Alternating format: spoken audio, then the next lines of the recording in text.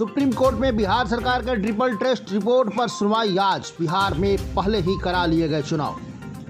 पिछले महीने बिहार में जो नगर निकाय चुनाव हुए उसे लेकर संशय बरकरार है। आज सुप्रीम कोर्ट में इस पर फैसला सुना जाएगा। हालांकि 18 दिसंबर और 28 दिसंबर को चुनाव हो गया। 30 दिसंबर को उसके रिजल्ट भी आ गए और चुने गए जनप्रतिनिधियों ने शपथ लेकर अपना काम भी शुरू कर दिया। लेकिन आज चुनाव से संबंधित मामले की सुनवाई होनी है। इसमें सरकार की ओर से गठित अति पिछड़ा वर्ग आयोग की योग्यता पर फैसला होना है। विवाद यह है कि पटना हाईकोर्ट के तरफ से निकाय चुनाव पर रोक लगाने के बाद बिहार सरकार की तरफ से अक्टूबर में अति पिछड़ा वर्ग आयोग गठित किया गया। 2 महीने के भीतर कमेटी अपनी रिपोर्ट सरकार को दी। इससे पहले कि मामला सुप्रीम कोर्ट पहुंच गया, सुप्रीम कोर्ट ने कमेटी को डेडिकेटेड मानने से इनकार कर दिया। सुप्रीम कोर्ट के फैसले के बाद भी सरकार उसी कमेटी की रिपोर्ट के आधार पर राज्य निर्वाचन आयोग को चुनाव कराने की अनुशंसा कर दी।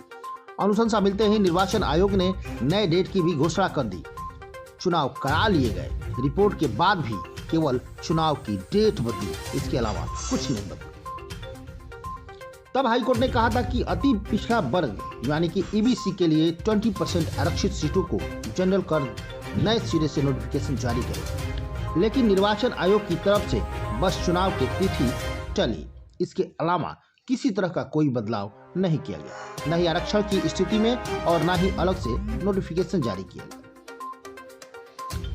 ईबीसी का गहन अध्ययन के बाद डेटा तैयार करना था, लेकिन इसके नाम पर बस खाना पूर्ति की गई। बिना डेटा के आरक्षण का दर 20% था और आरक्षण के बाद भी 20% ही रह गया।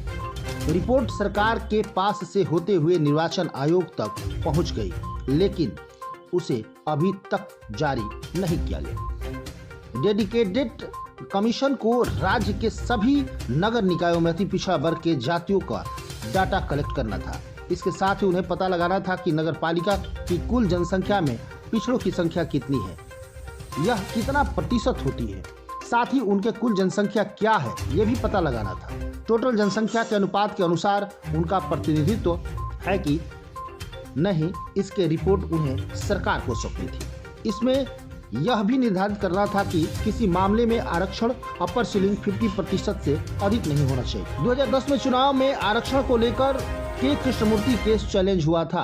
केस इस ग्राउंड पर चैलेंज किया गया था कि बिना सर्वे कराए पूरे देश में सरकार द्वारा वोट बैंक बनाने के लिए चुनाव में आरक्षण दिया जा रहा है। इस केस में फैसला ट्रिपल टेस्ट का आया। सर्वोच्च न्यायालय के फैसले के बाद ट्रिपल टेस्ट को चुनाव में आरक्षण के लिए एक बड़ा पैमाना माना गया।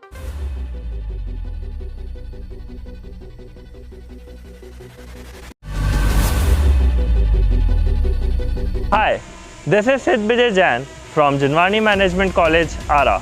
We are happy to announce that we are the first private college in Ara with world-class infrastructure to provide professional courses like MBA, BBA and BCA. Our vision is to create youth of our society as a responsible leaders, managers and entrepreneurs. We have dedicated set of faculties who provide 360-degree support to our students. With total built-up area of more than 30,000 square feet, we have a rich library with subscription to leading national and international journals and collection of books from reputed authors and publications. Campus is also equipped with latest computers for our computer lab and have 24/7 Wi-Fi facility available around the campus. At JMC, we are offering MBA, 2-year postgraduate business management degree, BBA, which is 3-year undergraduate business management degree, and BCA, which is 3-year undergraduate computer applications degree. All our courses are industry oriented and provides 100% placement opportunities. So it's a great opportunity to be a part of Jinwani Management College, Ara. Thank you.